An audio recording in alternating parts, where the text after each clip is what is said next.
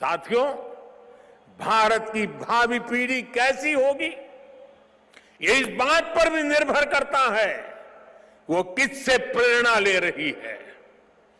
भारत की भावी पीढ़ी के लिए प्रेरणा का हर स्रोत इसी धरती पर है।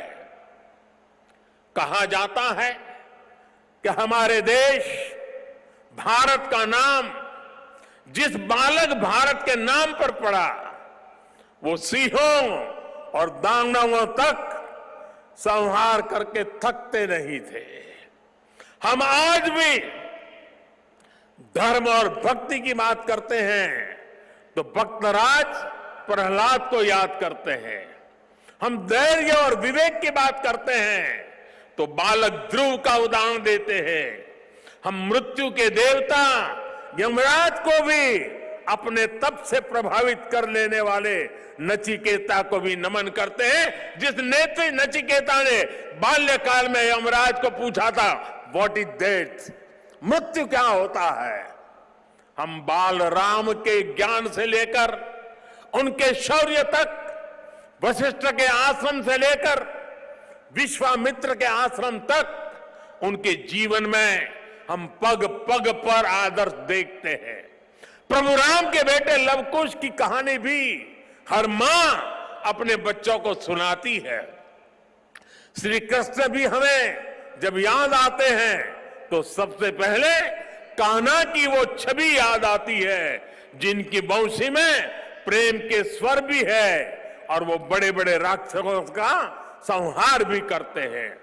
उस पौराणिक युग से लेकर आधुनिक काल तक वीर बालक बालिकाएं भारत की परंपरा का प्रतिबिंब रहे हैं।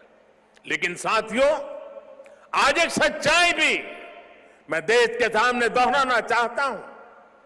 साहबजादों ने इतना बड़ा बलिदान और त्याग किया, अपना जीवन न्योछावर कर दिया, लेकिन आज की पीढ़ी के बच्चों को पूछेंगे तो उनमें से ज्यादातर को उनके बारे में पता ही नहीं है।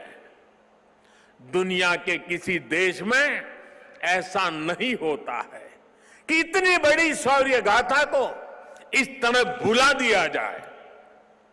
मैं आज के इस पावन दिन इस चर्चा में नहीं जाऊंगा कि पहले हमारे यहां क्यों वीर बाल दिवस का विचार तक नहीं आया, लेकिन ये जरूर कहूंगा कि हम नया भारत दशकों पहले हुई एक पुरानी भूल को सुधार रहा है।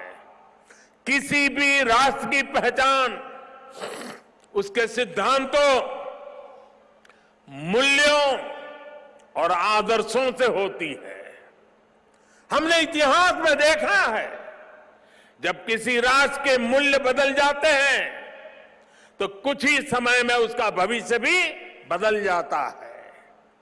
और ये मूल्य सुरक्षित तब रहते हैं जब वर्तमान पीढ़ी के सामने अपने अतीत के आदर्श स्पष्ट होते हैं।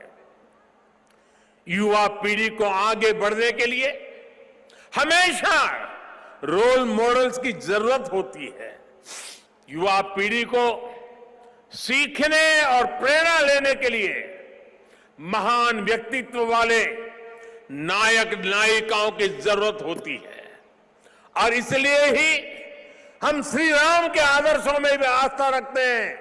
हम भगवान गौतम बुद्ध और भगवान महावीर से प्रेरणा पाते हैं। हम गुरु नानक देव जी की वाणी को जीने का प्रयास करते हैं। हम महाराणा प्रताप और छत्रपति वीर शिवाजी महाराज जैसे वीरों के बारे में भी पढ़ते हैं। इसलिए ही हम विभिन्न जयंतियां मनाते हैं। सैकड़ों हजारों वर्ष पुरानी घटनाओं पर भी पर्वों का आयोजन करते हैं। हमारे पूर्वजों ने समाज की जरूरत को समझा था और भारत को एक ऐसे देश के रूप में गढ़ा जिसकी संस्कृति पर्व और मान्यताओं से जुड़ी है। आने वाली पीढ़ियों के लिए यही जिम्मेदारी हमारी भी है। हमें भी उस चिंतन और चेतना को चिरंतर बनाना है। हमें अपने वैचारिक प्रवाह को अक्षुण्ण रखना है। इसलिए आजादी के अमृत महोत्सव में देश स्वाधीनता संग्राम के इतिहास को पुनर्जीवित करने के लिए प्रयास कर रहा है। हमारे स्वाधीनता सेनानियों के, वीरांगनाओं के, आदिवासी समाज के योगदान को जन जन तक पहुंचाने के लिए हम सब काम कर रहे हैं। वीर बाल दिवस जैसी पुण्यतिथि इस दिशा में प्रभावी प्रकाश स्तंभ की भूमिका निभाएगी।